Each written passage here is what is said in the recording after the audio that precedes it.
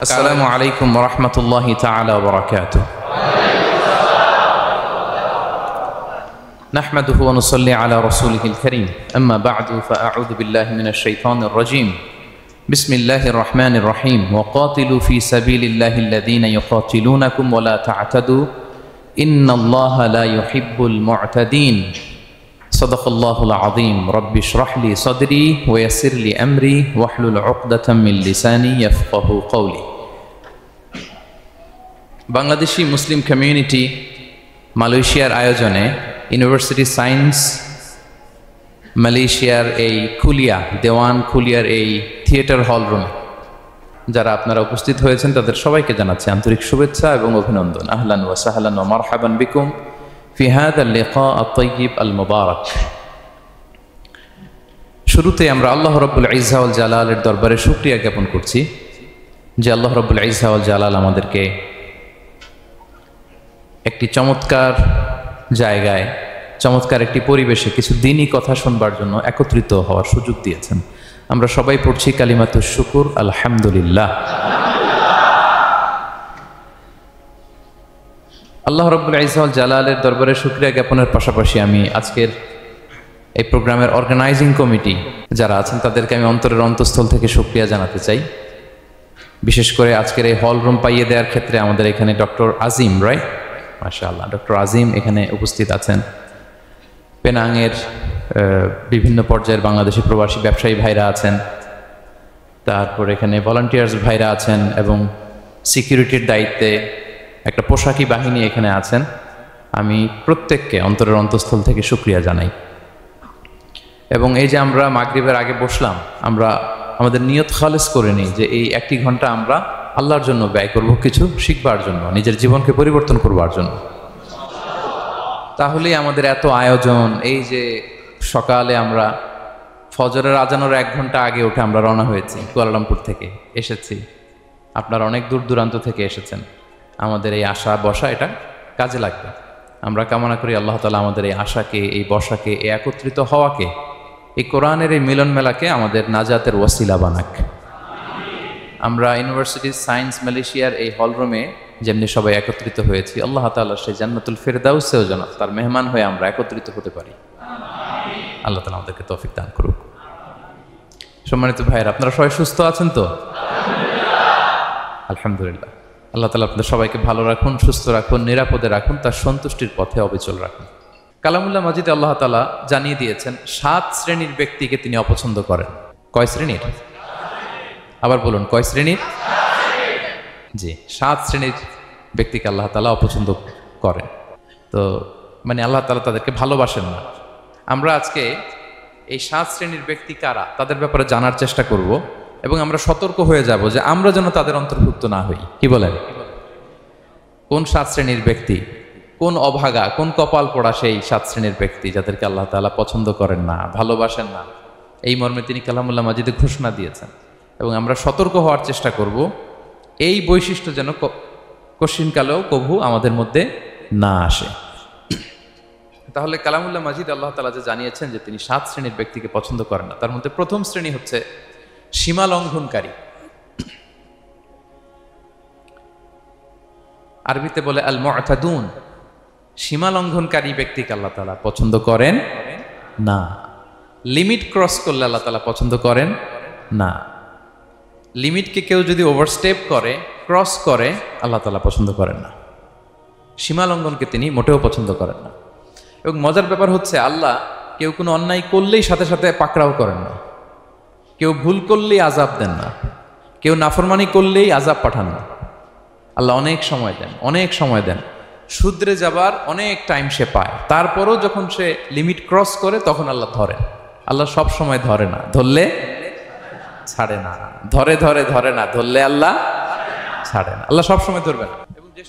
এবং যে সমস্ত জাতিগোষ্ঠীকে এই পৃথিবীতে আল্লাহ তাআলা আযাব দিয়ে ধ্বংস করেছেন, তাদের স্টোরি যদি আমরা খেয়াল করি, আমরা দেখব যে তাদেরকে আল্লাহ অনেক সুযোগ দিয়েছেন ভালো হওয়ার, শুধরে যাওয়ার। কিন্তু তারা আল্লাহর আদেশ অমান্য করতে করতে করতে করতে যখন লিমিট ক্রস করে ফেলছে, একটা সবকিছুর একটা লিমিট থাকে। কি বলেন? We all should know all limits.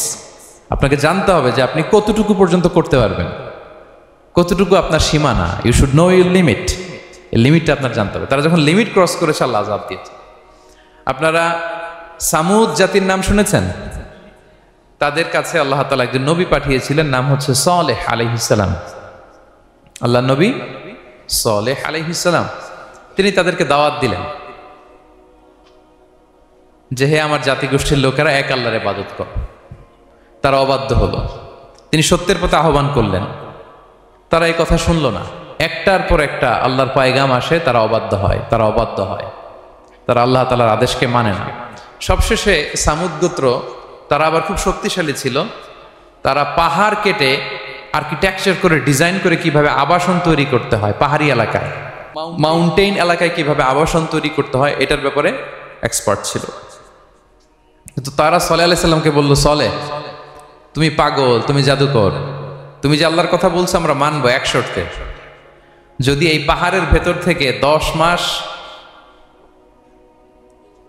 গর্ভধারিণী একটা উট যদি বের করে আনতে পারো, এমন একটা শি ক্যামেল উট যদি বের করে আনতে পারো, যেই ওটের পেটের ভেতরে একটা বাচ্চা থাকবে এবং ওটটা পাহাড় থেকে বের হয়েই বাচ্চা ভূমিষ্ঠ করবে, এরপরে ওটের দুধ যেন আমরা খেতে পারি, তুমি যদি এইটা দেখাইতে পারো তাইলে বুঝবো তুমি সত্য নবী।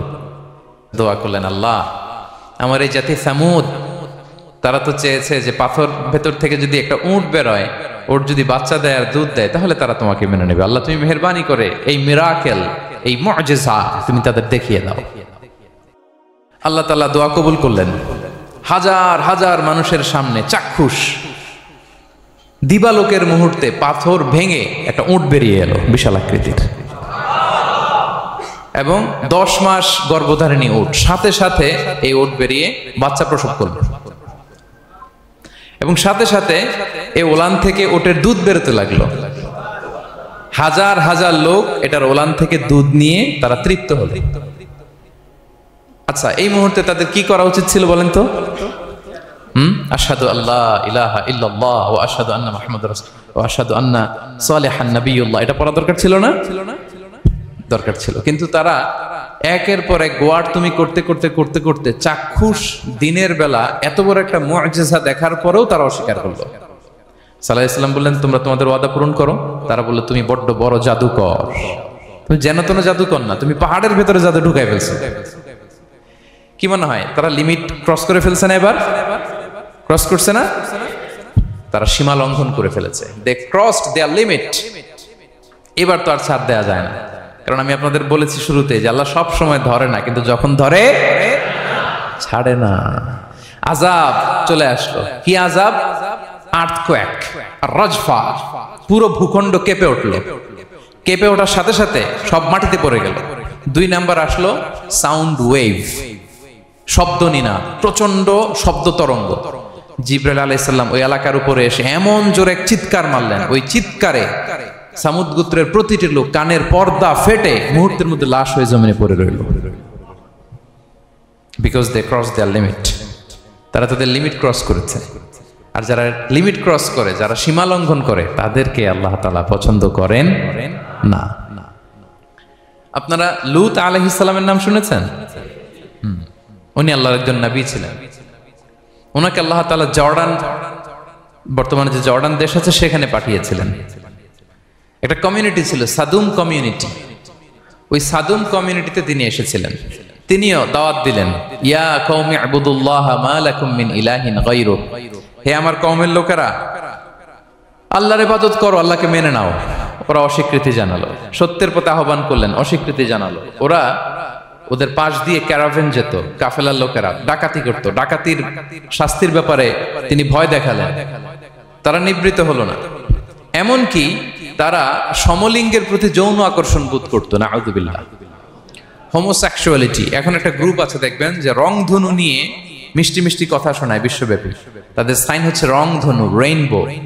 তারা ছেলেতে ছেলেতে বিয়ে, মেয়েতে মেয়েতে বিয়ে, এটাকে প্রমোট করে। নাউযুবিল্লাহ মিন যালিক। আমাদের এই মুসলিম সমাজে যেন এই আবর্জনা প্রবেশ করতে না পারে, আমাদেরকে সচেতন থাকতে হবে, ঠিক কিনা? এই সাদুম কমিউনিটির একটা বদ অভ্যাস ছিল, তারা ছেলেতে ছেলেতে বিয়ে করত, পুরুষে পুরুষে। আল্লাহ নবী লূত আলাইহিস সালাম তাদেরকে বুঝালেন যে পৃথিবীতে কেউ এই পাপ কাজ করেনি। প্রাণীদের মধ্য থেকেও একটা পুরুষ প্রাণীর প্রতি আকৃষ্ট হয় না। তোমরা আশরাফুল মাখলুকাত হয়ে কিভাবে এই কাজ করো? তোমরা থামো। তিনি নানা ভাবে হৃদয় নিংড়ানো ভাষা দিয়ে দাওয়াত দিলেন, কিন্তু তারা মানল না। তারা এই পাপ কাজ করতেই লাগলো। আল্লাহ তাআলা ফেরেশতা পাঠিয়েছিলেন ওনার কাছে পুরুষের আকৃতিতে। তারা এই আল্লাহর পাঠানো ফেরেশতাদের সাথে এই অপকর্ম করার প্ল্যান করেছিল। তারা মনে করেছিল সাধারণ মানুষ, আসলে এগুলো ছিল কি? আল্লাহর ফেরেশতা। তো আল্লাহর ফেরেশতার সাথে যেহেতু এরকম পাপ কাজের চিন্তা করেছে, তার মানে দে ক্রস দেয়ার লিমিট। কি বলেন? সীমা লঙ্ঘন করে ফেলছে। আযাব, পানিশমেন্ট তাদের জন্য অবধারিত হয়েছে। আল্লাহ তাআলা শাস্তি দিলেন। কি শাস্তি দিলেন? সিম্পল। জিবরাইল আলাইহিস সালাম এসে পুরো শহরটাকে উঠাইয়া উল্টায় ফেলে দিলেন।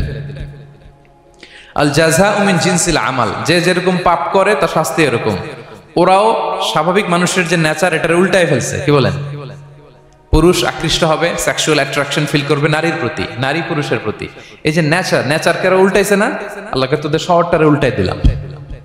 জিবরাইল আলাইহিস সালাম এসে পুরো সাদুম শহরটাকে আকাশে উঠিয়ে একটা আছাড় মারলেন, আপসাইড ডাউন। উপরের অংশ চলে গেল নিচে, সব মাটির অতল গহ্বরে। ফাজআলনা আলিয়াহা সাফিলাহা ওয়া আমতারনা আলাইহিম মিন সিজারাতিন মিন সিজিলিম মানদুদ। আল্লাহ বললেন উপরের অংশ নিচে নিয়ে নিলাম, পুরো শহরটারে উল্টে দিলাম, আর পাথর বৃষ্টি বর্ষণ করলাম, সব শেষ। ওই জায়গাটা আজও আছে, ওইটা জর্ডান এবং ইসরায়েলের সীমান্তে। এটাকে এখন বলে মৃত সাগর, আল বাহরুল মাইয়িত আরবিতে, ইংরেজিতে বলে ডেড সি। কি সি? Dead Sea. মৃত সাগর কেন? কারণ ওখানে কোনো প্রাণী জন্মায় না। ওই সাগরে কোনো মাছ নাই, কোনো ব্যাঙ নাই, এমনকি কোনো শ্যাওলাও নাই। গজবের জায়গা। লবণের density at least 10 times more than the natural sea. সাধারণ সাগরের পানিতেই তো কত লবণ, আমরা মুখে নিলে রাখতে পারি এত লবণ। ওইটার চেয়ে কমপক্ষে 10 গুণ বেশি লবণাক্ত। গজবের জায়গা, আযাবের জায়গা। এবং আযাব কেন এসেছে? They cross their limit. তারা সীমা লঙ্ঘন করেছে। আর ইন্নাল্লাহা লা ইউহিব্বুল মুআতাদিন, আল্লাহ তাআলা সীমা লঙ্ঘনকারীকে পছন্দ করেন না। আরেকজন নবীর কথা বলে এই পয়েন্টটা শেষ করি। মূসা আলাইহিস সালাম, ফেরাউনের হেদায়েতের জন্য আল্লাহ তাআলা মূসা আলাইহিস সালামকে পাঠিয়েছিলেন। তিনি নানাভাবে তার ভাইকে নিয়ে দাওয়াত দিতে লাগলেন, কিন্তু ফেরাউন এই কথা মানে না। ফেরাউন বলে তুমি যে নবী, প্রমাণ কি? মূসা আলাইহিস সালাম বলেন দেখো এই যে আমার হাতে লাঠি। উনি এমন নবী ছিলেন, উনি লাঠি মাটিতে রেখে দিলে ওটা মুহূর্তে সাপ হয়ে যেত। তো মাটিতে তিনি লাঠি রাখলেন, এটা মুহূর্তে সাপ হয়ে গেল, যে এই যে আমি নবী। মানে না, বললেন আরো কিছু দেখা। তো মূসা আলাইহিস সালাম বগলের এখান থেকে হাত উঁচু করলে নূরের ঝলকানি হাতের মধ্যে দেখা যেত। উনি নূরের ঝলকানি দেখালেন, এরপরও মানে না। এরকম একটার পর একটা আল্লাহ নবী মূসা আলাইহিস সালাম মুআজিজা দেখাতে লাগলেন, কিন্তু ফেরাউন মানে না। শুধু মানে না এতটুকুই না, সবশেষে আল্লাহ নবী মূসা আলাইহিস সালামকে অ্যাসাসিনেশন, হত্যার পরিকল্পনা করলো তারা, যে বনি ইসরাইল, মূসা এবং মূসার অনুসারী যারা আছে দুনিয়া থেকে সরাই দিতে হবে। ধরো মূসারে, ধরো মূসার অনুসারীদের ধরো। ধাওয়া পাল্টা ধাওয়া শুরু হলো। আল্লাহ নবী মূসা আলাইহিস সালাম বনি ইসরাইলকে নিয়ে বাঁচার জন্য ছুটলেন। ছুটতে ছুটতে সামনে লোহিত সাগর। দেখেন, একে তো আল্লাহর বিধান মানে নাই, এরপরে একটার পর একটা মুআজিজা আসলো, সেটাও মানে নাই। এখন নবীরে হত্যার জন্য ছুটছে। কি মনে হয় সীমা লঙ্ঘন হয়েছে? একটু হয়েছে না? অনেক। আল্লাহু আকবার। আল্লাহ বলেন ফাআগরাকনাল আখারিন, আমি মূসা এবং বনি ইসরাইলকে বাঁচাই দিলাম, ফেরাউন সহ তার দলবলকে সাগরে ডুবায় মারলাম। শুধু ডুবাই মারে নাই, আল্লাহ বলে ফাল ইয়াউমা নুনাজ্জিকা বিবাদানিকা লিতাকুনা লিমান খালফাকা আয়া। ফেরাউনকে লোহিত সাগরে তো ডুবিয়েছেই। আল্লাহ বলেন ফেরাউন, তোর অনুসারী যারা পৃথিবীতে থাকবে, তোর চালা চামুন্ডা যারা থাকবে, তোর খালাতো ভাই চাচাতো ভাই যারা দুনিয়াতে বেঁচে থাকবে, তাদের জন্য তোর লাশটারে আমি শুটকি বানিয়ে রাখলাম। Up to the day of judgement, কিয়ামত পর্যন্ত ফেরাউনের লাশটা মিশরের জাতীয় জাদুঘরে ড্রাই বডি হিসেবে আছে। আমি নিজে দেখে এসেছি, নিজ চোখে মমিফাইং করে শুটকি বানায় রাখছে। এভাবে পৃথিবীতে যতগুলো জাতিগোষ্ঠীকে আল্লাহ তাআলা আযাব দিয়ে ধ্বংস করেছে, তার কারণ হচ্ছে সীমা লঙ্ঘন। তার কারণ কি? প্রিয় ভাইরা, আমরা যেন আমাদের লাইফস্টাইলের দিকে একটু খেয়াল করি, যে এই সীমা লঙ্ঘনের কাতারে আমরা চলে আসলাম কিনা, আমাদেরকে খেয়াল রাখতে হবে। আল্লাহ তাআলা সীমা লঙ্ঘনকারীকে পছন্দ করেন না। ইন্নাল্লাহা লা ইউহিব্বুল মুআতাদিন, তিনি সীমা লঙ্ঘনকারীদেরকে পছন্দ করেন না। এমনকি রাসূলুল্লাহ সাল্লাল্লাহু আলাইহি ওয়াসাল্লামের বায়োগ্রাফি যদি আমরা খেয়াল করি, আমরা দেখব যে তিনি যখন যুদ্ধের জন্য অভিযান পরিচালনা করতেন, দল পাঠাতেন, সেনাবাহিনী পাঠাতেন, তখন তাদেরকে বলতেন, খবরদার যুদ্ধের ময়দানে সীমা লঙ্ঘন করো না, সীমা লঙ্ঘন করো না, খবরদার। যুদ্ধে যদি কেউ হেরে যায়, বন্দীদের সাথে খারাপ আচরণ করো না। ওরা হেরে গেছে বন্দী, আপনি চাইলে তার কান কেটে দিতে পারবেন, নাক কেটে দিতে পারবেন, আকৃতি বিকৃতি করতে পারবেন না। বিষ্ণু ইসলাম বললেন, খবরদার সীমা লঙ্ঘন করো না। যেখানে যুদ্ধে গিয়েছো ওই এলাকার শিশুদেরকে মেরো না, ওই এলাকার নারীদেরকে মেরো না, ওই এলাকার পাদ্রীদের গায়ে হাত তোলো না। সন্ন্যাসীতে যারা ইবাদত করে ওদের তো দোষ নাই, সিভিলিয়ান নাগরিক, তাদের গায়ে হাত তোলো না, খবরদার। গবাদি পশুর গায়ে হাত তুলবে না, এগ্রিকালচারাল প্রোডাক্ট জ্বালিয়ে দিও না। সুবহানাল্লাহি বিহামদিহি, কি রহমতের নবী ছিলেন। সীমা লঙ্ঘন যেন না করে বিষ্ণু ইসলাম অভিযান প্রেরণের আগে তিনি স্পষ্ট বলে দিতেন, খবরদার কেউ সীমা লঙ্ঘন করবে না।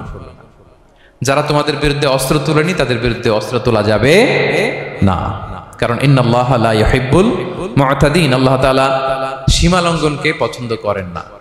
প্রিয় ভাইরা, তাহলে যেই 7 শ্রেণীর ব্যক্তিকে আল্লাহ তাআলা পছন্দ করেন না, তার প্রথমটা আমরা জেনে গেলাম, তারা কারা? সীমা লঙ্ঘনকারী। আমি কিন্তু প্রায় এরকম জিজ্ঞেস করব এবং সব শেষে আপনাদেরকে নিয়ে রিভাইজ করব। তাহলে 1 নম্বরে আমরা পেলাম তারা কারা? মেহেরবানি করে সবাই বলবেন একসাথে, তারা কারা?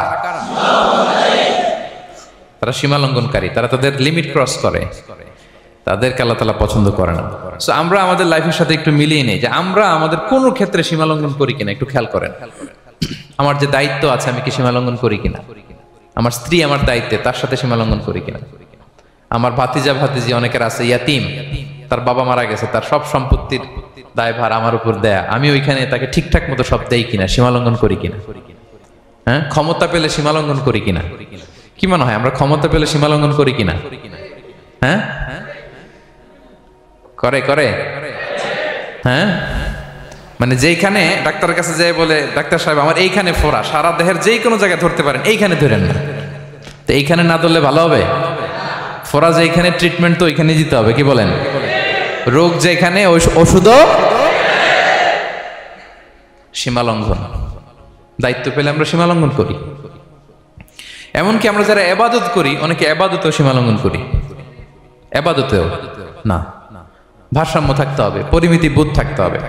এবং মজার ব্যাপার হচ্ছে আল্লাহ তাআলা দোয়া এবং জিকিরের ক্ষেত্রে এই কথাটা উল্লেখ করেছেন যে তোমরা দোয়া জিকিরের ক্ষেত্রে সীমা লঙ্ঘন করো না। আল্লাহ তাআলা বলেন, উদউ রাব্বাকুম তাদাররুআ ওয়া খুফিয়া ইন্নাহু লা ইউহিব্বুল মুআতাদিন।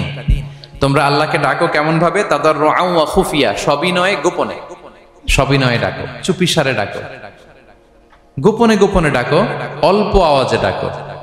কারণ কি? ইন্নাল্লাহা লা ইউহিব্বুল মুআতাদিন, আল্লাহ সীমা লঙ্ঘনকারীদেরকে পছন্দ করেন না। তাহলে আপনি যদি দোয়া করেন আল্লাহর কাছে, যখন জিকির করবেন বিনীতভাবে, চুপিসারে, সবিনয়ে, বিষ্ণু ঈসা ইসলাম যেভাবে শিখিয়েছেন ওইভাবে জিকির করবেন। নাকি জিকির করতে করতে মানুষের কাঁধে উঠবেন? উঠবেন না? ওঠে ওঠে, হ্যাঁ ওঠে। দেখেন আল্লাহ তাআলা যেইখানে 3 ফোঁটা দেওয়া দরকার 3 ফোঁটা দেয়, যেখানে 1 ফোঁটা ওইখানে 1 ফোঁটা দেয়। আল্লাহ তাআলা ইন্নাহু লা ইউহিব্বুল মুআতাদিন, আল্লাহ সীমা লঙ্ঘনকে পছন্দ করেন না। এই কথাটা ঢুকাইছে কোথায়? দোয়া আর জিকিরের মধ্যে। কারণ আল্লাহ জানে আল্লাহর কিছু বান্দা থাকবে, তারা দোয়া এবং জিকিরের সময় কি করবে? সীমা লঙ্ঘন করবে। মাঝে মাঝে কিছু ভিডিও ক্লিপসে দেখা যায় জিকির করতে করতে আরেকজনের কাঁধের উপরে, যিনি জিকির পরিচালনা করতেছে তার মাথার উপরে। এখন আমি ওয়াজ করতেছি, আপনি যদি লাফাইতে লাফাইতে এসে আমার উপরে পড়েন, হ্যাঁ, মাইকের উপরে যদি এসে পড়েন, আমার অবস্থা হবে কি? লাফাতে লাফাতে উপরে উঠে যায়, নিজে ইনজুর্ড হয়, পাশের শ্রোতাকে ইনজুর্ড করে, যিনি আলোচনা পরিচালনা করতেছে তাকে ইনজুর্ড করে। এরকম আছে না নাই? ইন্নাহু লা ইউহিব্বুল মুআতাদিন, আল্লাহ তাআলা সীমা লঙ্ঘনকে পছন্দ করেন না। তাহলে আমাদের প্রত্যেকের উচিত আমাদের লিমিট জানা, আমরা যেন আমাদের কখনো লিমিটকে ক্রস না করি। প্রিয় ভাইরা, এটা প্রতিটি ক্ষেত্রে, ইভেন ইবাদতে আমরা যেন সীমা লঙ্ঘন না করি। এই পয়েন্টটা মনে থাকবে আপনাদের? আচ্ছা, তাহলে 2 নম্বরে আমরা চলে যাই। 2 নম্বরে যে শ্রেণীকে আল্লাহ তাআলা পছন্দ করেন না তারা হচ্ছে জালিম বা অত্যাচারী। জালিম বা অত্যাচারী, যারা জুলুম করে তাদেরকে আল্লাহ তাআলা পছন্দ করেন না। আল্লাহ তাআলা বলছেন, ফাআম্মাল্লাযীনা কাফারু ফাউআযিবুহুম আযাবান শাদীদান ফিদ দুনিয়া ওয়াল আখিরা ওয়া মা লাহুম মিন নাসিরিন। যারা দুনিয়াতে কুফরি করবে কঠিন শাস্তি দুনিয়াতেও আখিরাতেও। ওয়া আম্মাল্লাযীনা আমানু ওয়া আমিলুস সলিহাতি ফায়ুওয়াফিহিম উজুরাহুম। আর যারা ঈমান আনবে সৎকর্ম করবে তাদের প্রতিদান আমি আল্লাহ বুঝিয়ে দেব। ওয়াল্লাহু লা ইউহিব্বুয যালিমিন। তবে জেনে রেখো আল্লাহ তাআলা জালিমিনদেরকে পছন্দ করেন। তাহলে 2 নম্বরে পাওয়া গেল কাদেরকে পছন্দ করে না। আপনি যদি কারো প্রতি জুলুম করেন তাহলে আপনি জালেম, সে হচ্ছে মাজলুম। সে কি মাজলুম। মজলুম আপনার ক্ষমা না করলে আল্লাহ তাআলা আপনার ক্ষমা করবে না। মজলুম যদি ক্ষমা না করে আল্লাহ তাআলা কঠিন কালো আপনাকে ক্ষমা করবে না। এজন্য জুলুম যেন আমরা কখনো না করি প্রিয় ভাইরা। জুলুম শুধু আল্লাহ তাআলা আমাদের উপরই হারাম করেনি, আল্লাহ নিজের উপর হারাম করছে। জুলুম শুধু আমাদের জন্যই হারাম না, আল্লাহর জন্য হারাম। আল্লাহ তাআলা বলেন হাদিসে কুদসিতে, ইয়া ইবাদি, হে আমার বান্দারা, ইন্নী হারামতু যুলমা আলা নাফসি, আমি জুলুমকে আমি আল্লাহ নিজের উপরে হারাম করেছি। ওয়া জাআলতুহু বাইনাকুম মুহাররামা, এবং এই জুলুমকে তোমাদের উপর হারাম করেছি। ফালা তাযালামু, তোমরা একে অপরের উপর জুলুম করো না। জুলুম শুধু আমাদের উপরই হারাম না, আল্লাহ নিজের উপর হারাম করেছেন। তাহলে জুলুমের সাথে কি মুমিনের কোনো সম্পর্ক থাকতে পারে? পারে না। এবং আল্লাহ তাআলা কখনো কোনো বান্দার উপর জুলুম করেন না। ওয়া আন্নাল্লাহা লাইসা বিযাল্লামিন লিল আবিদ, তিনি তার বান্দার উপর জুলুম করেন না। কোনোভাবেই যেন জুলুম না হয়ে যায়, এজন্য আল্লাহ তাআলা কিয়ামতের দিন মাওয়াজিনাল কিসত, ন্যায়ের মানদণ্ড তিনি প্রতিষ্ঠা করবেন, যাতে একটু ভুল না হয়ে যায়, জুলুম না হয়ে যায়। আমরা মাঝে মাঝে যে দোকান থেকে বস্তায় বস্তায় চাল নিয়ে আসি না, চাল দেখা যাবে যে 1 মণ চাল হয়তো সামান্য একটু কমও হইতে পারে, সামান্য একটু বেশিও হইতে পারে, এরকম হয় না? দেখবেন যে দিছে 10 কেজি, বাসায় এসে দেখবেন যে 10 কেজির চেয়ে একটু বেশি, একটু সামান্য বেশি কয়েক গ্রাম, অথবা 10 কেজির চেয়ে সামান্য কয়েক গ্রাম কম, এরকম হয়ে যায় না? মানুষ তো আমরা, কি বলেন? কিন্তু আল্লাহর নিক্তি পাল্লায়, মিজানের পাল্লায় এরকম হবে নাকি? হবে হবে। আল্লাহ বলে না, মাওয়াজিনাল কিসত, ন্যায়ের মানদণ্ড সেটা। ফামাইয়া আমাল মিসকালা যাররাতিন খায়রান ইয়ারা, যাররা পরিমাণ ভালো করেছো তো সেটাও ওজন দেয়া যায় ওই পাল্লায়। সুবহানাল্লাহ পড়বেন না? ওমাইয়া আমাল মিসকালা যাররাতিন শাররান ইয়ারা, অনুপরিমাণ খারাপ করেছো সেটাও ওজন দেয়া যায়। কারণ ওয়া আন্নাল্লাহা লাইসা বিযাল্লামিন লিল আবিদ, তিনি বান্দার উপর জুলুম করেন না। তিনি এমন পাল্লা দিয়েছে যাতে জুলুম না হয়। আমাদেরটাই ভুল হয়ে যেতে পারে, ওনারটাতে ভুল হলে চলবে না, কেউ জিতে যাবে, ঠকে যাবে। কি বলেন? জাররা কাকে বলে? জাররা, জাররা মানে এত ছোট জিনিস, এত ক্ষুদ্র জিনিস যেটা খালি চোখে দেখা যায় না। বাংলাদেশের উদাহরণ দিলে বুঝতে পারবেন ভালো। বাংলাদেশে শীতের সিজনের কথা মনে আছে আপনাদের? না মালয়েশিয়া এসে সব খাই ফেলাইছেন? হ্যাঁ, মালয়েশিয়া তো সারা বছর গরম, সারা বছর বৃষ্টি, শীত হয় না। তো বাংলাদেশের শীতের সিজনে টিনের ঘর যাদের থাকে, মনে আছে কিনা জানি না আপনাদের, ওই টিনের চালে যদি ছিদ্র থাকে, শীতের দিন টিনের চালে যদি ছিদ্র থাকে, তাহলে মাঝে মাঝে দেখবেন ওই চিকন ছিদ্রটা দিয়ে সূর্যের একটা আলো ঘরের ভিতরে ঢুকে। মনে পড়ে? টিনের চালে ছিদ্র, চিকন এই ছিদ্রটা দিয়ে সূর্যের একটা চিকন রশ্মি নিচে পড়ে। তো ওইটার কাছে গেলে দেখা যায় ওই আলোটার মধ্যে পাতলা কি কি যেন ধুলাবালি উঠতেছে। এটা আবার অন্য জায়গায় দেখা যায়, এমনি দেখা যায় না, কিন্তু ওইটার কাছে গেলে দেখা যায় এই আলোটা যেই বরাবর আসছে, এইখানে কিছু ক্ষুদ্র ছোট ধূলিকণা, ডাস্ট ঘুরে বেড়ায়। আল্লাহ বলে এইটার নাম হচ্ছে যাররা। ফামাইয়া আমাল মিসকালা যাররাতিন খায়রান ইয়ারা, এই ডাস্ট উড়ে বেড়ানো ছোট্ট ধূলিকণা যেটা খালি চোখে দেখা যায় না, এতটুকু ভালো যদি করো সেটাও সেই মিজানের পাল্লায় ওজন দেয়া যায়। এতটুকু খারাপও যদি করো সেটাও সেই মিজানের পাল্লায় ওজন দেয়া যায়। আল্লাহু আকবার। তিনি তার বান্দার উপর জুলুম করেন না। জুলুম তিনি নিজের উপর হারাম করেছেন, আমাদের জন্য কি করেছেন? হারাম করেছেন। এবং বিষ্ণু ইসলাম আরো ভয়ঙ্কর কথা বলেছেন। তিনি বলেছেন, মান যালামা কিদা শিবরিন মিনাল আরদি তুবিকাহু মিন সাবঈ আরাদিন, কেউ যদি জুলুম করে তার ভাইয়ের 1 বিঘত পরিমাণ জমিন খায়। 1 বিঘত চিনেন তো? এই যে আমার এই আঙ্গুল থেকে এই আঙ্গুলটা, এটা টান টান করলে যতটুকু জায়গা, এটার বলে 1 বিঘত। শিবের আরবিতে বলে শিবের। হ্যাঁ, মান যালামা কিদা শিবর, বিষ্ণু বলেন এই এক শিবর, এক বিঘত জমি যদি কেউ অন্যায়ভাবে জুলুম করে তার ভাইয়ের কাছ থেকে খায়, কিয়ামতের দিন তুবিকা আলাইহি সাবউ আরাদিন, এই 7 জমিনকে আল্লাহ তাআলা তার ঘাড়ে চাপাবে, খা এবার খা। অন্যের জমি খাওয়ার এত শখ ছিল, এবার 7 জমিন ঘাড়ে কর। কিয়ামতের ময়দানে আপনার দেহটার বিশাল আকৃতির করা হবে, এই 7 জমিনকে আপনার কাঁধে তুলে দেওয়া হবে।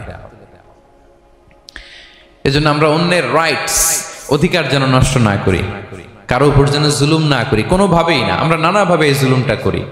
আমরা প্রায় দাদার সম্পত্তি থেকে ফুফুদেরকে বঞ্চিত করি, বাবার সম্পদ থেকে বোনদেরকে বঞ্চিত করি, হ্যাঁ, নিজের ভাই আরেক ভাইকে, আপন ভাই ভাইকে বঞ্চিত করে, জুলুম করে। এরকম দৃশ্যপট আমাদের সমাজে আছে না নাই বলেন তো? কিয়ামতের দিন আল্লাহর সুপ্রিম কোর্টের কাঠগড়ায় হিসেব দিতে হবে। আর এই জালিমদেরকে আল্লাহ তাআলা পছন্দ করেন না। এবং সবচেয়ে ভয়ঙ্কর ব্যাপার হচ্ছে, আপনি যখন কারোর উপর জুলুম করেন, ওই মাজলুম আর আল্লাহর মাঝখানে কোনো ফারাক থাকে না। আল্লাহ ওই ফারাকের পর্দা উঠায় নাই। বিষ্ণু বলেন ইত্তাকি দাওয়াতাল মাজলুম, তোমরা মজলুমের বদদোয়াকে ভয় করো, খবরদার। কারণ ফাইন্না লাইসা বাইনাহু ওয়া বাইনাল্লাহি হিজাব, তার আর আল্লাহর মাঝে কোনো পর্দা থাকে না। দোয়া করলেই ওটা আরশে যেয়ে কবুল হয়ে যায়। আল্লাহ তাআলার চারিপাশে অনেক পর্দা আছে। কেউ কেউ বলে 70,000 নূরের পর্দা। 70,000টা সহিহ হাদিস দ্বারা সাব্যস্ত না, কিন্তু অসংখ্য অগণিত পর্দা, এবং পর্দাও এটা নূরের পর্দা। আচ্ছা বলেন তো, জানলা দিয়ে বাইরের আলো ঠেকাতে আমরা দেয়ালে জানালায় কি লাগাই? পর্দা লাগাই। পর্দাটা কিসের তৈরি? মোটা কাপড়ের, যাতে করে ওই আলো না আসে। কিন্তু আল্লাহর চারদিকে যে পর্দা, ওই পর্দাটা কিসের? নূরের, আলোর। ওনার পর্দাই আলো দিয়ে তৈরি। সুবহানাল্লাহ বললেন না? বিষ্ণু বলেন ইত্তাকি দাওয়াতাল মাজলুম, মজলুমের বদদোয়াকে ভয় করো। ফাইন্না লাইসা বাইনাহা ওয়া বাইনাল্লাহি হিজাব, কেউ যখন মজলুম হয়ে কেঁদে বদদোয়া করে, তার আর আল্লাহর মাঝে ওই পর্দা থাকে না। বদদোয়া করছে, ডাইরেক্ট কবুল। খবরদার আমার পেনাঙ্গের ভাইয়েরা, আমরা যেন জালিম না হই। In it's any form, operation in it's any form, যেই কোনো ভাবে, যেই কোনো ক্ষেত্রে, যেই কোনো ধরনের হইতে পারে জুলুম। কাউকে আপনি ছোট্ট কোনো কাজে ঠকালেন, বন্টন নীতিতে ঠকালেন, হ্যাঁ, জমি মেরে দিয়ে ঠকালেন, আমানত মেরে দিয়ে ঠকালেন, ইন ইটস এনি ফর্ম যদি জুলুম করে থাকেন, খবরদার। মজলুমের কান্না কখনো বৃথা যায় না। মজলুমের কান্না কখনো বৃথা যায় না। জীবনের কোনো না কোনো সময়ে এর প্রায়শ্চিত্ত আপনাকে করতে হবে। জীবনের কোনো না কোনো সময়ে এর প্রায়শ্চিত্ত করে আপনাকে মরতে হবে। তাহলে কোন বিশ্বাসী কি জালিম হতে পারে? কারণ ইন্নাল্লাহা লা ইউহিব্বুল যালিমিন, আল্লাহ তাআলা জালিমদেরকে পছন্দ করেন না। তাহলে জুলুমের সাথে আমাদের কোনো সম্পর্ক আছে? হ্যাঁ, কোনো সম্পর্ক আছে। তাহলে 2 শ্রেণীর ব্যক্তির কথা আমরা জানলাম যাদেরকে আল্লাহ পছন্দ করেন না। 1 নাম্বার, প্রথমটা কি ছিল? সীমা লঙ্ঘনকারী, লিমিট যে ক্রস করে, ইন্নাল্লাহা লা ইউহিব্বুল মুআতাদিন। 2 নাম্বার কি জানলাম? হ্যাঁ, জালিম, অত্যাচারী, অপ্রেসর। অপ্রেসরকে আল্লাহ তাআলা পছন্দ করে না। তাহলে এই 2টারে আমরা নো বলে দিলাম আজকের এই কনফারেন্স রুমে। আওয়াজ করে বলেন তো সবাই, নো। এই লিমিট ক্রস আর জুলুম, নো, চলে গেছে, খালাস। এবার 3 নম্বরে দেখি আল্লাহ কাদেরকে পছন্দ করেন না। 3 নম্বরে আল্লাহ তাআলা অহংকারী, দাম্ভিক লোককে পছন্দ করেন না। অহংকারী, আমাদের তো অহংকার নাই না? আছে? অহংকার আছে? কিসের অহংকার বলেন? টাকা আর ক্ষমতার আর সৌন্দর্যের আর হ্যাঁ, পাওয়ার, সোশ্যাল পাওয়ার। এই যে অহংকার, অহংকারের খাঁচা থেকে মুক্ত রাখো আমাদেরকে তুমি প্রভু হয়ে। পড়েন আমিন। এটা একটা ভয়ঙ্কর খাঁচা। আচ্ছা, অহংকার করার আমাদের আছে কি বলেন তো? কিছুই নাই। আল্লাহ বলে ওয়া খুলিকাল ইনসানু দাঈফা, তোমাদেরকে আমি দুর্বল করে তৈরি করছি। আমরা দুর্বল, শুধু দুর্বল না, দুর্বলের ঘরের দুর্বল। আমার বাপ ছিল দুর্বল, আমার দাদা ছিল দুর্বল, আমরা 14 গোষ্ঠী কি? হাল আতা আলাল ইনসানি হিনুম মিনাদ দাহরি লাম ইয়াকুন শাইআম মাযকুরা। আল্লাহ বলেন একটা সময় ছিল উল্লেখ করার মতো তোমার কিছুই ছিল না। আজকে তো এত লম্বা চূড়া মানুষ, আমরা কিছুই ছিলাম না। আমার বর্তমানে বয়স চলে 36, 37। তো আজ থেকে 37 বছর আগে আমি কি ছিলাম? আমার অস্তিত্বই ছিল না, আমার কোনো নাম ছিল না, আমার কোনো গ্রাম ছিল না, আমার কোনো অ্যাড্রেস ছিল না, আমার কোনো পরিচিতি ছিল না। আজ থেকে আরো 37 বছর পরে একটু খেয়াল করেন তো, এখন তো 37, আরো 37 ধরেন বাঁচলাম। এরপরে আমি দুনিয়া, দুনিয়া থাকবে কিন্তু আমি নাই। আজকে কার জন্য আটকে আছে দুনিয়ার কাজ বলেন তো? আপনার দাদার জন্য, আপনার নানার জন্য। তো আপনাকে লাগে কেন? আপনাকে লাগে? লাগে না তো আমাকে। আমি দুনিয়া, একদিন কিছুই ছিলাম না। আল্লাহ বলেন হাল আতা আলাল ইনসানি হিনুম মিনাদ দাহরি লাম ইয়াকুন শাইআম মাযকুরা। তুমি কিছু ছিলা, একটা সময় কিছুই ছিল না, উল্লেখ করার মতো তুমি কিছুই ছিল না। অস্তিত্বহীনের জগৎ থেকে তোমাকে আমি অস্তিত্ব আনলাম। তোমার বাবার পৃষ্ঠদেশ থেকে তোমার মায়ের গর্ভাশয়ে আমি তোমাকে ফেললাম। সেখানে আমি আল্লাহ তোমাকে একটু একটু করে তিলে তিলে বড় করলাম। 9 মাস 10 মাস পরে মায়ের পেট থেকে দুনিয়াতে তুমি আসলে। দেখেন তো দুনিয়া আসার পরে আমাদের অবস্থাটা কি? কাপড় নাই, চোপড় নাই, এভাবে চলে আসছি। আসার পরে কেউ যদি মুখে খাবার তুলে দেয় তাইলে খাইতে পারি, হ্যাঁ? তাও লিকুইড খাবার, এদিক দিয়ে দিলে এদিক দিয়ে পড়ে যায়, খালি মুছতে হয়।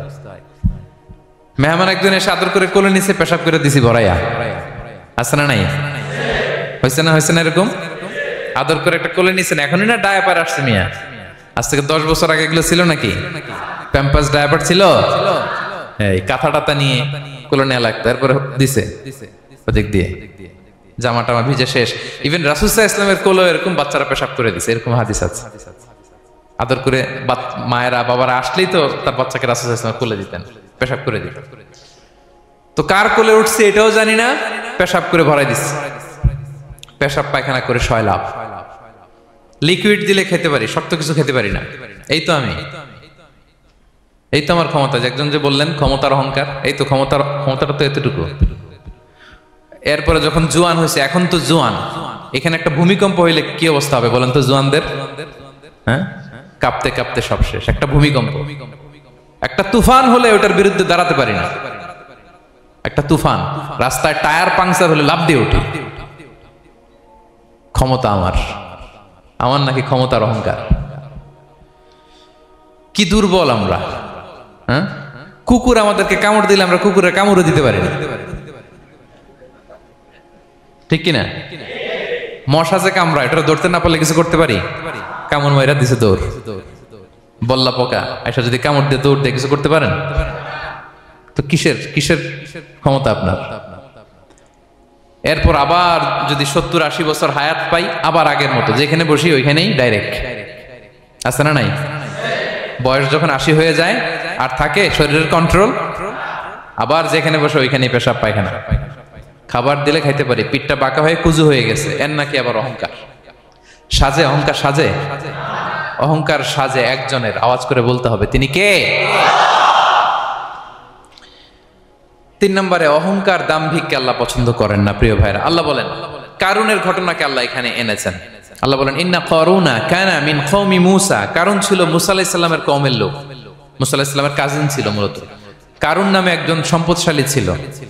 মিশরের রাজধানী কায়রো থেকে 100 কিলো দূরে ফাইয়ুম নামে একটা জেলা আছে, ওখানে তার বাড়ি ঘর। আমি দেখে এসেছি, কয়েকবার গিয়েছে। তো ফাবাগা আলাইহিম, সে মানুষের উপর চড়াও হলো। ওয়া আতাইনাহু মিনাল কুনুজি মা ইন্না মাফাতিহাহু লাতানু বিল উসবাতি উলিল কুওয়া। আল্লাহ বলেন এই কারণকে আমি এত সম্পদ দিয়েছি, এত বেশি ছিল তার সম্পদ, সম্পদগুলো যে সে আলমারির ভিতরে রাখতো, ওই আলমারির যে চাবি হইতো, এই চাবিগুলোরে ওজন করার জন্য, কাঁধে নেওয়ার জন্য 10 জন পেশি শক্তি পুরুষ লাগতো। আলমারি রাখার জন্য না, কি রাখার জন্য? আলমারি ভর্তি যে সোনা দানা গহনা, ওইটার যে চাবি, ওই চাবিগুলা বহন করতে একদল পেশি পুরুষ লাগতো, এত সম্পদ। তো তাকে এলাকার লোকেরা বলেছিল খলালাহু কওমুহু লা তাফরাহ, হে কারণ তুমি গর্ব করো না।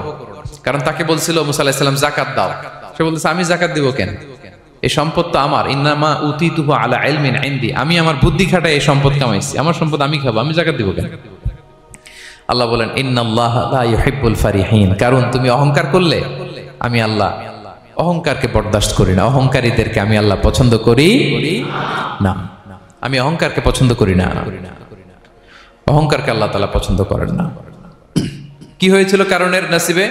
আল্লাহ বলেন ফাখাসাফনা বিহি ওয়া বিদারিহিল আরদ ফামা কানা লাহু মিন ফিআতি ইয়ানসুরুনাহু মিন দুনিল্লাহ ওয়া মা কানা মিনাল মুনতাসিরিন। আল্লাহ বলেন সে যখন অহংকার দেখালো, আমি কারুনকে আর কারুনের সব সম্পদ মাটির ভেতরে দাবিয়ে দিলাম, মুহূর্তেই দাবিয়ে দিলাম। সহিহ বুখারীতে এসেছে ইয়াতাজালজালু ফিল আরদ, প্রতিদিন 1 বিঘত করে কারণ জমিনের ভিতরে যেতেই থাকবে, যেতেই থাকবে, যেতেই থাকবে কিয়ামতের আগ পর্যন্ত। আল্লাহু আকবার।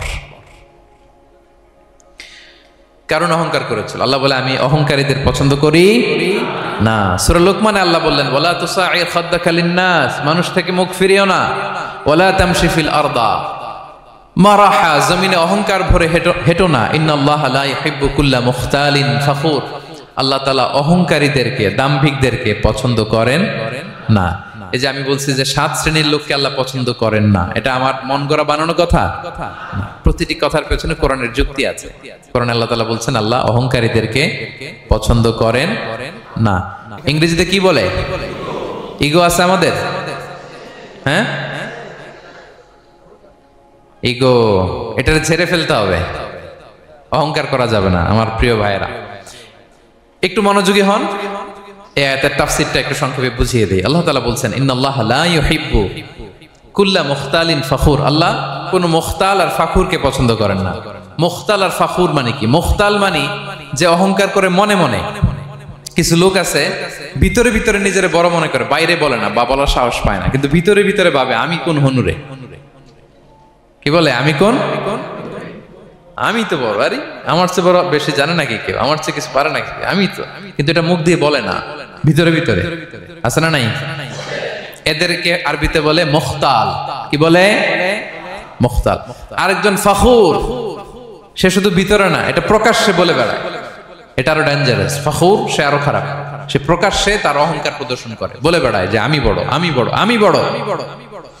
এই আমি বড় কথাটাই সবচেয়ে ভয়ঙ্কর। আমি বড় কথাটাই সবচেয়ে ভয়ঙ্কর। নিজে যাকে বড় বলে বড় সে, লোকে যাকে বড় বলে বড় সে হয়। আমার প্রিয় পেনাঙ্গের ভাইয়েরা, নিজেকে বড় মনে করা এটা শয়তানের স্বভাব। কার স্বভাব? বিনয়ী হওয়া এটা নবীদের স্বভাব। আল্লাহ তাআলা ফেরেশতাদেরকে বলেছিলেন উসজুদু লি আদম, তোমরা আদমকে সিজদা দাও। ফাসাজাদাল মালাইকা কুল্লুহুম, সবাই সিজদা দিল ইল্লা ইবলিস, কে ছাড়া? ইবলিস ছাড়া। সে নিজেকে বড় মনে করেছিল, শয়তান। কিভাবে? সে লজিক খাটাইলো আল্লাহর সাথে। সে লজিক দিয়ে আল্লাহর বলে আল্লাহ ক্বালা আনা খায়রুম মিনহু, আল্লাহ আমি কেন সিজদা দেব, আমি তো আদমের চেয়ে শ্রেষ্ঠ, আমি বড়। আল্লাহ বলতেছে তুমি বড়, কেমনে বড়? শয়তান বলে খালাকতানি মিন নার, আপনি আমারে বানাইছেন কি দিয়ে? আগুন দিয়ে। ওয়া খালাকতাহু মিন তিন, আর আদমকে বানিয়েছেন মাটি দিয়ে। কি দিয়ে? মাটি দিয়ে। আগুনের ধর্ম দাউ দাউ করে উপরের দিকে কি করে? ওঠে, আর মাটি ঢিলা রেখে দিলে নিচে পড়ে যায়। তো সে যুক্তি দিয়ে বলতেছে আল্লাহ ঊর্ধ্বগামী কোন জিনিস তো নিম্নগামী কোন জিনিসের কাছে মাথা নোয়াতে পারে? যুক্তি, মনে রাখবেন যুক্তি সব জায়গায় খাটে। আপনার অফিসের যে বস, মালয়েশিয়ান ভাষায় বসরে কি বলেন আপনারা? ওকে, তোকে। এই আপনার তোকের সামনে যে আপনি লজিক খাটাইলে হবে? বস যেটা বলে ওইটাই ফাইনাল। তো আল্লাহ তাআলা আদেশ করেছিলেন সেজদা করার, সে সেজদা করলেই ভালো করতো, কিন্তু সে যুক্তি দিল আল্লাহ আমি শ্রেষ্ঠ, তাকে বানাইছেন মাটি দিয়ে, আমারে বানাইছেন আগুন দিয়ে, আমি কেন মাথা নত করব, আমি বড়। এই আমি বড় বলার সাথে সাথে দৃশ্যপট পাল্টাই গেল। আল্লাহ বলে বের হ, ফখরুজ, বের হ, তুমি অভিশপ্ত, তুমি লানত প্রাপ্ত, তোমার স্থান হবে জাহান্নাম। তুমি নিজেকে বড় মনে করেছো, তাইলে বড় মনে করা এটা শয়তানের স্বভাব। কার স্বভাব? তা আমরা নিজেকে বড় মনে করব কখনো? আরো জোরে বলেন, করব? বিষ্ণু ঈসা ইসলাম নিজে নিজে ছোট থাকতে চাইতেন, তিনি দোয়ায় বলতেন আল্লাহুম্মা জাআলনি ফি আইনি সাগীরা ওয়া ফি আ'য়ুনিন নাসি কাবীরা। আল্লাহ আমার চোখে আপনি আমারে ছোট বানান, আল্লাহ মানুষের চোখে আপনি আমারে বড় বানান। বিশ্বনবী নিজের চোখে নিজে ছোট থাকতেন, কিন্তু গোটা বিশ্বের মানুষের চোখে বড় হয়েছেন না? কত বড়? রাফা'না লাকা যিকরাক। আল্লাহ বলে আমি যেখানে অতটুক পর্যন্ত উঠাইছি আপনারে। কোন নবীর নিচে উপরে? কথা বলেন, কোন নবীকে শেষ পর্যন্ত উঠাইছে? সুবহানাল্লাহ। নবী হে আমি যদ্দূর আপনার উঠাইছে অদ্দূর, ওই পর্যন্ত নিয়ে গেছে সাক্ষাতের জন্য। সুবহানাল্লাহ। প্রত্যেক নামাজে বিশ্বনবীর উপর দুরূদ আছে না নাই? কিয়ামত পর্যন্ত বিশ্বনবীর প্রতি ভালোবাসা আমাদের পক্ষ থেকে আছে না নাই?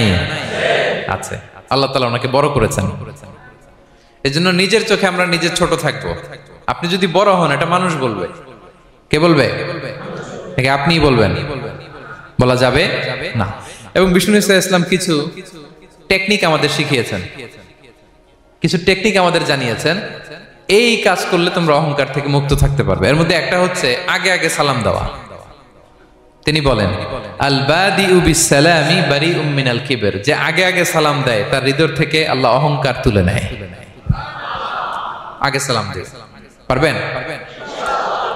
ফোন করলেই আগে কি বলবেন? বাসায় ঢুকেই আগে কি বলবেন? স্ত্রীকে আগে সালাম দিবেন, বন্ধুকে আগে সালাম দিবেন, বাসার কাজের লোকটাকে আগে সালাম দিবেন, আপনার ড্রাইভারকে আগে সালাম দিবেন, বাসার দারোয়ানটারে আগে সালাম দিবেন। ফকির একটা আসলে আপনি সালাম দিয়ে ফেলবেন। পারবেন? হৃদয় থেকে অহংকার ফেলে দিবে কে? আগে আগে আমরা সালাম দিব। এবং তার চেয়ে ভয়ঙ্কর কথা হচ্ছে বিষ্ণু ঈসা ইসলাম বলেন যে লা ইয়াদখুলুল জান্নাতা মান কানা ফি কলবিহি মিসকালু হাববাতি খারদাল মিন কিবর, যার হৃদয়ে সরিষার দানা পরিমাণ অহংকার থাকে ওই ব্যক্তি কশিনকালেও আল্লাহর জান্নাতে প্রবেশ করার সুযোগ পাবে না। কশিনকালেও পাবে না। এর কারণ অহংকার আল্লাহর চাদর। অহংকার কার চাদর? আল কিবরিয়া রিদাই ওয়াল আযামাতু ইজারি। আল্লাহ বলে অহংকার আমার চাদর, বড়ত্ব আমার লুঙ্গি। যে এগুলো ধরে টান দেয় তারে আমি জাহান্নামে নিক্ষেপ করব। ফালা উবালি, ফালা উবালি, আই ডোন্ট কেয়ার, আমি ওদিকে কেয়ার করি না, আমি তারে জাহান্নামে ফেলবো। সো অহংকার আমাদের সাজে না। আমি শুরুতেই তো বললাম আমাদের লাইফ সার্কেলটা একটু দেখাইলাম না যে ছিলাম কই, অস্তিত্বহীন থেকে দয়া করে মায়া করে তিনি আমাকে অস্তিত্বে এনেছেন। কত ছোট্ট, কত ক্ষুদ্র, কত নগণ্য, কত দুর্বল ছিলাম আমরা। আবার যৌবনের একটা পিরিয়ড কাটিয়ে, যৌবনের সময় তো কতটা দুর্বলতা বললাম, আবার সে দুর্বল, মানে দুর্বল থেকে দুর্বল। এই হচ্ছে আমাদের লাইফ স্টোরি, লাইফ হিস্ট্রি। তাহলে অহংকার আমাদের সাজে। অহংকার তার সাজে যার কোনো ক্ষয় নাই, যার কোনো লয় নাই, যার কোনো অভাব নাই। হ্যাঁ, গোটা বিশ্ব তার মুখাপেক্ষী, তিনি কারো মুখাপেক্ষী না, ঠিক কিনা? গোটা বিশ্ব তার কাছে ঠেকা, তিনি কারো কাছে ঠেকা না, ঠিক কিনা? গোটা বিশ্ব তাদের সার্ভাইভালের জন্য তার প্রতি মুখ থুবড়ে পড়ে থাকে, তিনি কারোর জন্য বসে থাকা লাগে। অহংকার সাজে তার। আর এই আল্লাহর অহংকারের চাদর ধরে যে টান দেয়, আল্লাহ বলে ওরা আমি জাহান্নামে ফেলবো, আর তাদেরকে আমি পছন্দ করি না। আল্লাহ তাআলা অহংকারীদেরকে পছন্দ করেন না। তাহলে অহংকারকে আমরা না বলে দিব, নো বলবো, নো। আওয়াজ করে বলেন নো। শুধু মুখে মুখে নো নাকি অন্তর থেকে? এই তো আজকের দিওয়ান কুলিয়ার বাইরে ফেলে দিছি আমরা অহংকার। কি বলেন পেনাঙ্গের ভাইরা? আর অহংকার করব? আপনি বিনয়ী হন। মান তাওয়াদা তারাফা, বিষ্ণুই বলেন যে নিচু হয় আল্লাহ ওরে টাইনা উঁচু করে। আপনি বিনয়ী হবেন, আল্লাহ আপনার উঁচু করবে। আর আপনি উঠতে চাবেন, এক থাপ্পড় মেরে জমিনে আল্লাহ মিশাই দিবে। এজন্য বড়ত্ব, দাম্ভিকতা এটা আল্লাহর পোশাক, আমরা যেন তার পোশাক ধরে টান না দেই। এই পয়েন্টটা কি সবার কাছে ক্লিয়ার? আচ্ছা, কয়টা গেল? এক নম্বরে কি ছিল?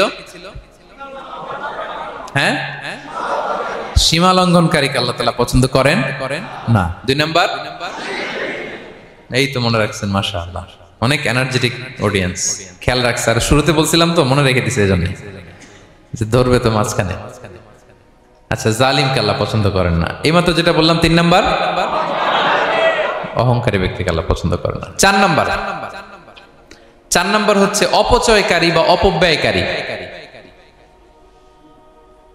অপচয়কারী বা অপব্যয়কারী, এই শ্রেণীর ব্যক্তিকে আল্লাহ তাআলা পছন্দ করেন।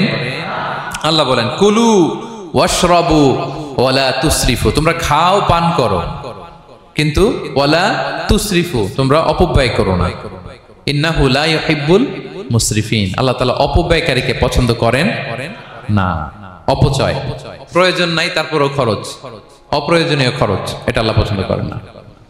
ইভেন কি দানের ক্ষেত্রেও আপনি যে দান করবেন, এখানেও ভারসাম্যপূর্ণ দানের কথা বলা হয়েছে। আল্লাহ বলছেন ওয়াল্লাযীনা ইযা আনফাকু লাম ইউসরিফু ওয়া লাম ইয়াকতুরু ওয়া কানা বাইনা যালিকা কাওয়ামা, যারা দান করে, দানের ক্ষেত্রে কৃপণতাও করে না, আবার সব দিয়ে দেন।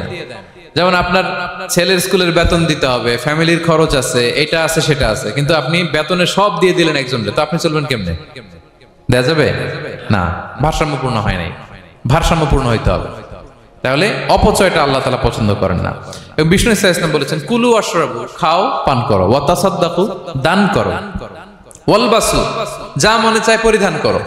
ভালো পোশাক পরিধান করে আপনি আল্লাহর শুকর করবেন, কোনো অসুবিধা নেই, কিন্তু শর্ত হচ্ছে মা লাম ইউখালিতুহু ইসরাফ, এটার মধ্যে কোনো ধরনের অপচয় অপব্যয় থাকতে পারবে, আও মাখিলা, অথবা বড়ত্ব থাকতে পারবে না। তাহলে 4 নম্বরে আমরা জানলাম যে অপচয়কারীকে আল্লাহ তাআলা পছন্দ করেন না। শুধু এখানেই শেষ না, আল্লাহ তাআলা অপচয়কারীকে শয়তানের ভাইয়ের সাথে তুলনা করেছেন। কার ভাই? আল্লাহ বলেন ওয়ালা তুবাযযির তাবযীরা, তোমরা অপচয় করো না, কারণ ইন্নাল মুবাযযিরিনা কানু ইখওয়ানা শায়াতিন, অপচয়কারী কার ভাই? ওয়া কানা শাইতানু লিরাব্বিহি কাফুরা, শয়তান তার প্রভুর ব্যাপারে অকৃতজ্ঞ। তাহলে আমরা জানলাম অপচয়কারী কার ভাই? আচ্ছা বলেন তো, বুঝে শুনে উত্তর দিন, যিনি শয়তানের ভাই উনি নিজেও একটা কি? বলে ফেলছেন আপনারাই, আমি আর কি বলবো। যারা আল্লাহ শয়তানের ভাই বানাইছে ও নিজেও একটা কি? তাহলে এটা যেন আমরা না করি, আমরা যেন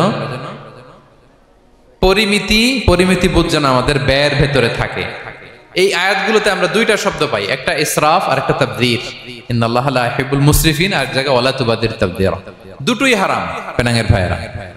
পার্থক্যটা কি? পার্থক্য হচ্ছে ইসরাফ মানে হচ্ছে বৈধ বা হালাল কোনো ক্ষেত্রে প্রয়োজনাতিরিক্ত ব্যয় করা, হালাল হালাল, কিন্তু আপনি অতিরিক্ত খরচ করছেন। বাসায় আম লাগবে 2 কেজি, কয় কেজি? 2 কেজি হলে সুন্দর খাওয়া যায়, নিয়ে আসছেন 10 কেজি, কয় কেজি? 3 দিন পরে এগুলো পচে টচে নষ্ট হয়েছে, অপচয় হয়েছে না? কিন্তু আম কিনা হালাল না হারাম? আম খাওয়া হালাল না হারাম? তাহলে এই যে হালাল জিনিসে প্রয়োজনাতিরিক্ত যে খরচ করছেন, এটাকে বলে ইসরাফ, এটা নিষেধ। আরেকটা আল্লাহ যেটা আরো ভয়ঙ্কর, শয়তানের ভাই বানাইছে আল্লাহ যে কারণে, ওটার বলে তাবযীর। ওটা কি? তাবযীর হচ্ছে অবৈধ বা হারাম কোনো ক্ষেত্রে প্রয়োজনাতিরিক্ত ব্যয় করা। এমনি কাজটা হারাম, এমনি কাজটা কি? বলেন তো, মদ খাওয়া কি?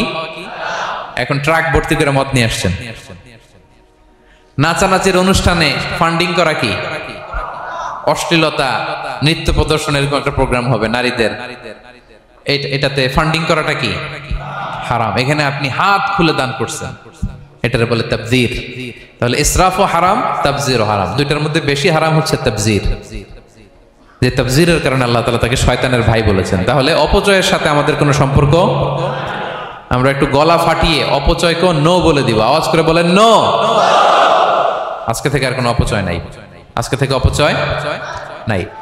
বিশ্বনবী সাল্লাল্লাহু আলাইহি ওয়াসাল্লাম একবার আম্মাজান আয়েশা রাদিয়াল্লাহু তাআলা আনহার ঘরে ঢুকলেন। ফাওয়াজাদা কিসরাতা খুবজিন মুলকাতিন আলাল আরদ, আম্মাজান আয়েশার ঘরে ঢুকেই দেখলেন এক টুকরো রুটি মাটিতে পড়ে আছে। কোথায় পড়ে আছে? ফাগাদিবান নবী, নবী সাল্লাল্লাহু আলাইহি ওয়াসাল্লাম রেগে গেলেন, তিনি রাগান্বিত হলেন, প্রচন্ড রেগে গেলেন।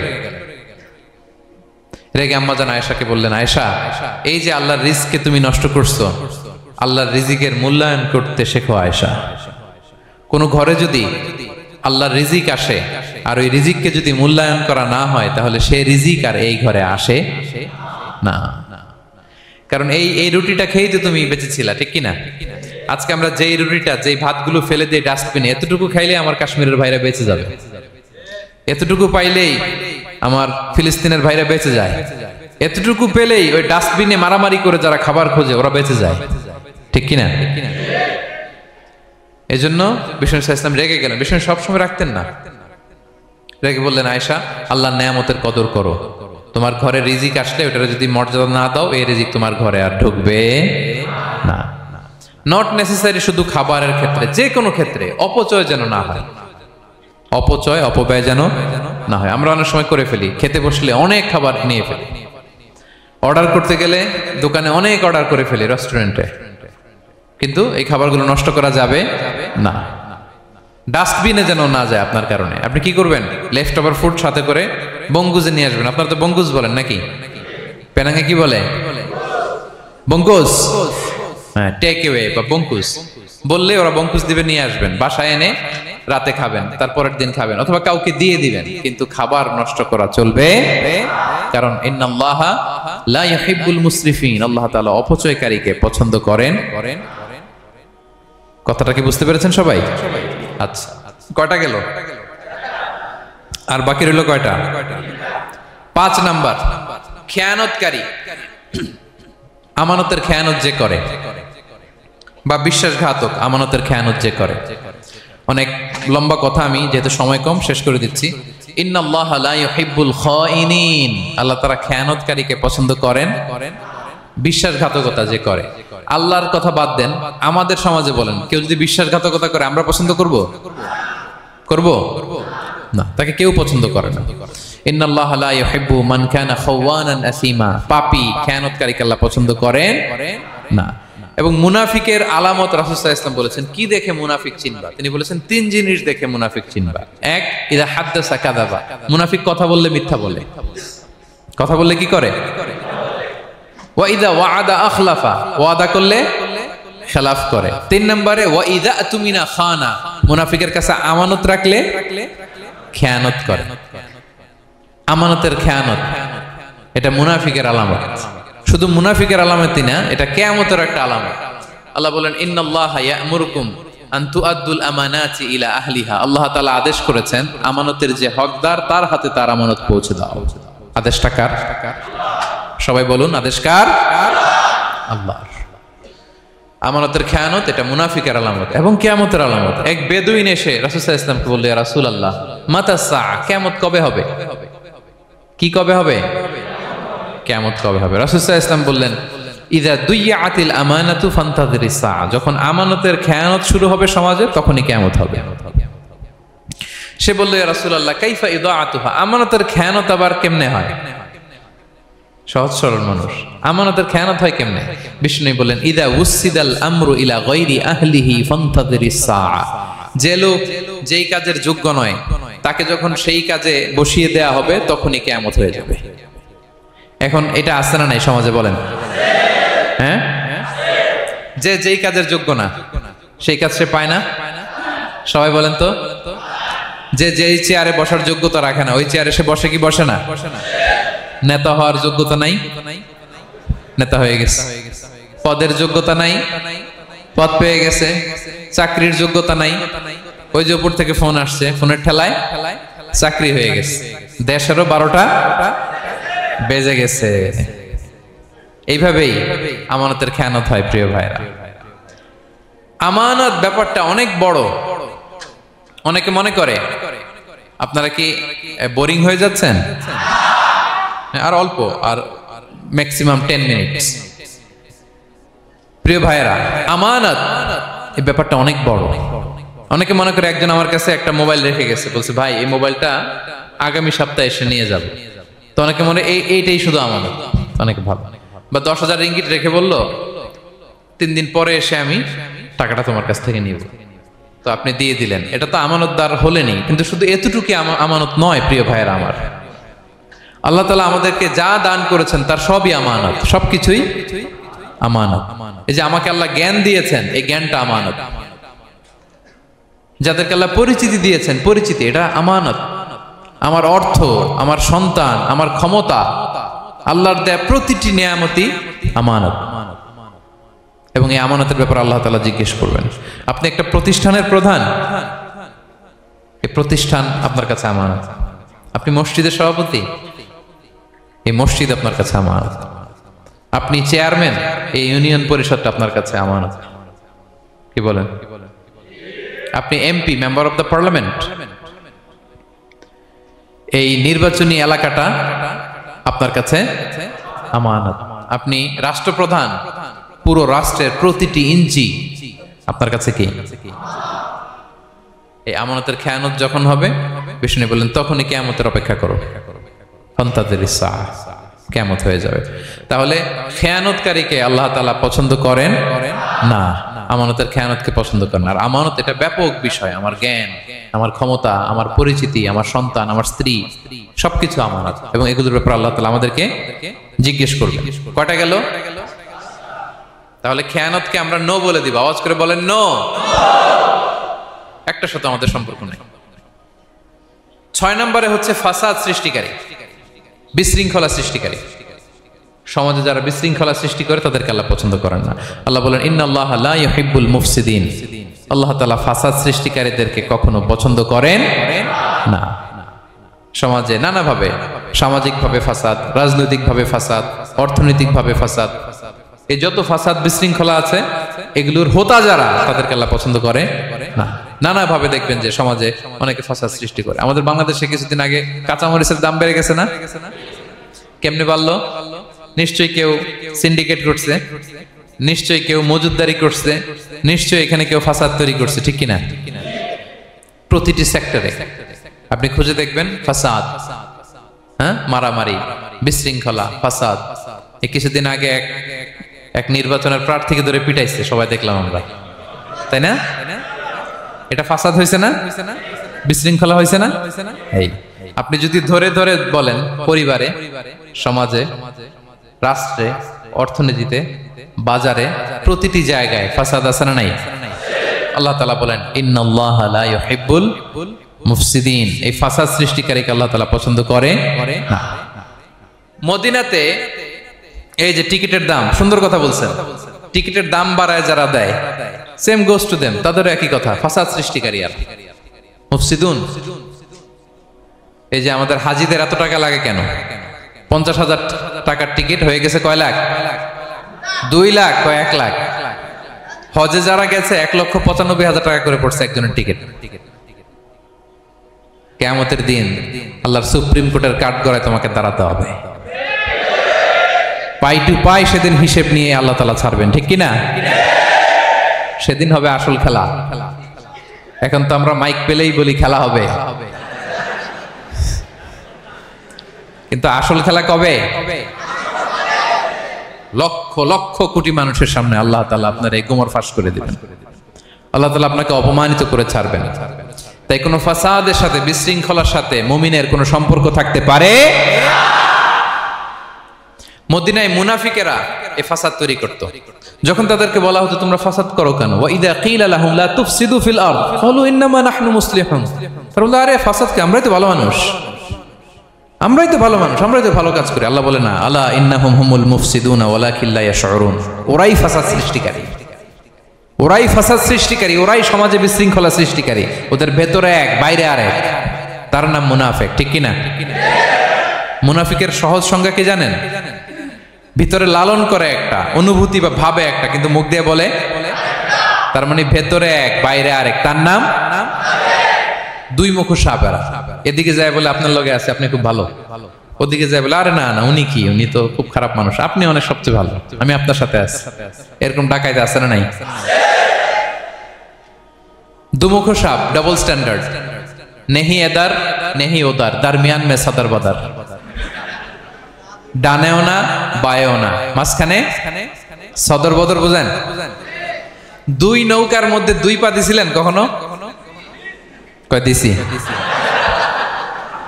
অবস্থা কি হয়েছিল তোমার বলো? হ্যাঁ, পড়ে গেছিল? পড়বে। 2 নৌকায় 2 পা দেওয়া যায় না, হয় এই পা এদিকে নিয়ে আসতে হবে, না ওদিকে চলে যেতে হবে। 2 পা দিলে এই উল্টায় পড়বে। মুনাফিকদের স্বভাব এটা, দুমুখো সাপ, ডাবল স্ট্যান্ডার্ড মেনটেন করে, টু ফেসড পার্সোনালিটি এরা। যেদিকে বৃষ্টি ওদিকে ছাতা, উপরে ফিটফাট, ভিতরে সদরঘাট। তাদেরকে যখন বলা হয় তোমরা ফাসাদ সৃষ্টি করো না, ওরা বলে আরে আমরাই তো ভালো। আল্লাহ বলে না, তোমরাই ফাসাদ সৃষ্টিকারী, তোমরা জানো না। তো এই ফিতনা ফাসাদকে আল্লাহ হত্যার চেয়েও জঘন্য বলেছেন। তিনি বলেছেন আল ফিতনাতু আকবারু মিনাল কতল। এই ফিতনা সৃষ্টি করা, সমাজে পণ্যের দাম বাড়ানো, কাঁচামরিচের দাম বাড়ানো, অন্যের হক নষ্ট করা, টিকিটের দাম বাড়ানো, মজুতদারি করা, সমাজের স্বাভাবিক সামাজিক রাজনৈতিক ভারসাম্য যারা নষ্ট করে, এগুলো সব মুফসিদুন। সব কি মুফসিদুন, ফাসাদ সৃষ্টিকারী, ফিতনাবাজ। আকবারু মিনাল কতল, সমাজের স্বাভাবিক যে ধারা, এই ফ্লোটাকে তারা নষ্ট করে। এবং ফাসাদের মাধ্যমে যদি কারো ক্ষতি করে, কাউকে কেউ হত্যা করে, সেজন্য গোটা বিশ্বের সবাইকে হত্যা করবে। আল্লাহ বলেন মান কাতালা নাফসান বিগাইরি নাফসিন আও ফাসাদিন ফিল আরদি ফাকান্নামা কাতালান নাসা জামিআ। অন্যায়ভাবে ফাসাদের মাধ্যমে যখন কেউ কাউকে হত্যা করে, সেজন্য গোটা বিশ্বের সবাইকে হত্যা করে। আকবারু মিনাল কতল, ফিতনা এত বড় ভয়ঙ্কর পাপ।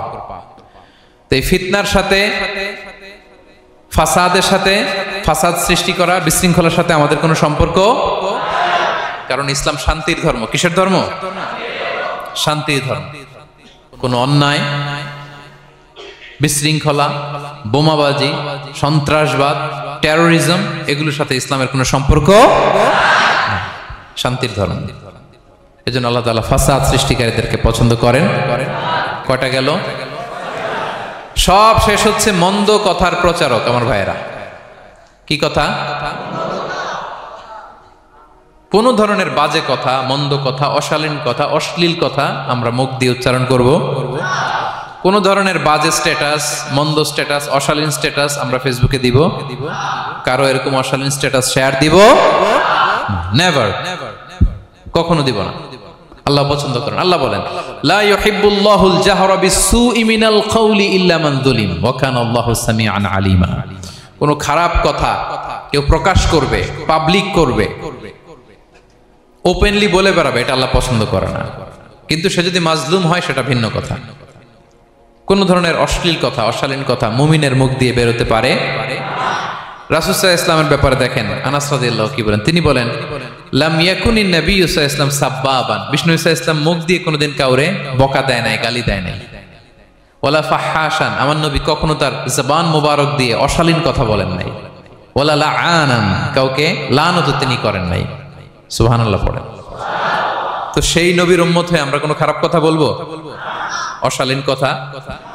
একসাথে বন্ধুরা যখন বসেন আড্ডা দিতে, যে অনেকে অশ্লীল কথা বলে ফেলে, আছে না নাই? বন্ধুরা কি বলেন আপনারা? Cowan Cowan Cowan. তো এই যে একসাথে বসতে যে অনেক সময় অশালীন, অশ্লীল কথাবার্তা অনেকে বলে ফেলে, এদেরকে আল্লাহ তাআলা পছন্দ করে না। এই জাতীয় কথা যেন আমাদের মুখ দিয়ে কখনো বের না হয়। এবং অশ্লীলতার প্রচার যারা সমাজে ঘটায়, আল্লাহ বলে তাদেরকে দুনিয়াতেও আমি লাঞ্ছিত করব, শাস্তি দেব, আখিরাতেও দেব। আল্লাহ তাআলা বলছেন ইন্নাল্লাযীনা ইউহিব্বুনা আন তাশিআল ফাহিশাতু ফিল্লাযীনা আমানু লাহুম আযাবুন আলীম ফিদ দুনিয়া ওয়াল আখিরাহ। যারা চায় মুমিনদের মাঝে অশ্লীলতা ছড়িয়ে পড়ুক, তাদেরকে দুনিয়া আখিরাতে আমি লাঞ্ছিত করে ছাড়ব। দুনিয়ায় লাঞ্ছিত, আখিরাতেও লাঞ্ছিত। দুনিয়াতেও আযাব, আখিরাতেও। এজন্য অশ্লীলতার সাথে আমাদের কোনো সম্পর্ক নাই। আমরা কোনো অশ্লীল কথা যেন আমরা না বলি। এখন অশ্লীলতার সয়লাভ, নাটকের নামে, সিনেমার নামে, বিনোদনের নামে, আছে না নাই?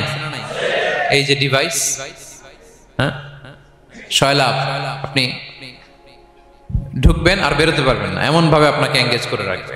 এগুলোর সাথে মুমিনের কোনো সম্পর্ক আছে না। মুমিন যেটাই করবে ওটা হালাল পন্থায় করবে, ঠিক কিনা? তাই কোনো অশ্লীলতাকে আমরা শেয়ার দিব না। সোশ্যাল মিডিয়ায় কোনো অশ্লীল ভিডিও দেখবো না, শেয়ারও দিব না। কোনো অশ্লীল নাটক, সিনেমা এগুলো আমরা দেখবো না। দিনকে দিন এটা এমন ভাবে গ্রাস করতেছে, আমাদের সমাজটাকে শেষ করে ফেলতেছে এক এক নামে। পত্রপত্রিকা আমরা দেখি এখন নতুন কি আসছে, ওটিটি প্ল্যাটফর্ম। এরপরে কি আসছে, ওয়েব সিরিজ, আছে না নাই? গত কিছুদিন আগে আমি সোশ্যাল মিডিয়া দেখলাম বিভিন্ন জনে স্ট্যাটাস দিচ্ছে, তৈ তৈ তৈ তৈ তৈ,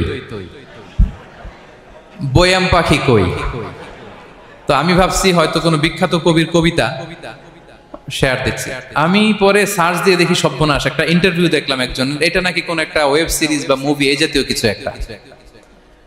তো দেখেন, কবিতার নামে, গানের নামে, সাহিত্যের নামে, সংস্কৃতির নামে, এন্টারটেইনমেন্টের নামে, বিনোদনের নামে এই অশ্লীলতার সয়লাভ, ঠিক কিনা? এই অশ্লীলতার সাথে আমাদের কোনো সম্পর্ক আছে? আমরা যেন মুখ দিয়ে উচ্চারণ না করি এগুলো, ঠিক কিনা? বিষ্ণুই বলেন ইন্নাল আবদা লা ইয়াতাকাল্লামু বিল কালিমাতি মা ইয়াতাবায়ানু ফিহা ইয়াজিল্লু বিহা ইলান নার আবআদা মিম্মা বাইনাল মাশরিক ওয়াল মাগরিব। বান্দা অনেক সময় মুখ দিয়ে এমন কথা মুখ ফসকে বলে ফেলে, এটা যে কত ভয়ঙ্কর, এটা যে তারা জাহান্নামে নিক্ষেপ করবে সে কল্পনাও করতে পারে না। আপনার একটা কথা থেকে আপনি জাহান্নামের অধিবাসী হতে পারেন। এই জন্য সোশ্যাল মিডিয়া ব্যবহারের ক্ষেত্রে আমরা সাবধান। যে কোনো ধরনের গুজব, মিথ্যা কথা, হক্স নিউজ, অশ্লীলতা, স্ক্যান্ডাল, এগুলোর সাথে আমাদের কোনো সম্পর্ক নাই। আমরা সব সময় যেন শালীনতার মধ্যে থাকি, সত্যের পক্ষে থাকি। কথা বুঝতে পেরেছেন? তাহলে কয় শ্রেণীর ব্যক্তিকে আল্লাহ পছন্দ করেন না? 1 নম্বরে সীমা লঙ্ঘনকারী, 2 নম্বরে জালিম, 3 নম্বরে অহংকারী, 4 নম্বর অপচয়কারী, 5 নম্বর খেয়ানতকারী, আমানতের খেয়ানত, 6 নম্বর ফাসাদ সৃষ্টিকারী, 7 নম্বর মন্দ কথা, অশ্লীল কথার যে প্রচার করে। এগুলো যারা করে এদের সাথে আমাদের কোনো সম্পর্ক, এই 7 শ্রেণীর লোককে আল্লাহ তাআলা অপছন্দ করেন। এগুলো কি আমাদের জীবনে থাকবে? এগুলো আমরা কি শুধু হল রুম থেকে বের করে দিব না পুরো জীবন থেকে? পারা যাবে? পারা যাবে? আওয়াজ করে পড়ুন ইনশাআল্লাহ। পেনাঙ্গের ভাইরা, আল্লাহ তাআলা আমাদের সবাইকে কথাগুলো বোঝার ও আমল করার তৌফিক দান করুক। এই আলোচনা যেন আমাদের নাজাতের ওসিলা হয়। আমরা এখানে যেমনি বসলাম আবারও যেন কোনো তাফসিরুল কোরআনের ময়দানে বসতে পারে, আল্লাহ তৌফিক দান করুক। হাযা মা ইনদি ওয়াল ইলমু ইনদাল্লাহ আলাইহি তাওয়াক্কালতু ওয়া ইলাইহি উনীব। ওয়াসসালামু আলাইকুম ওয়া রাহমাতুল্লাহি তাআলা ওয়া বারাকাতুহু।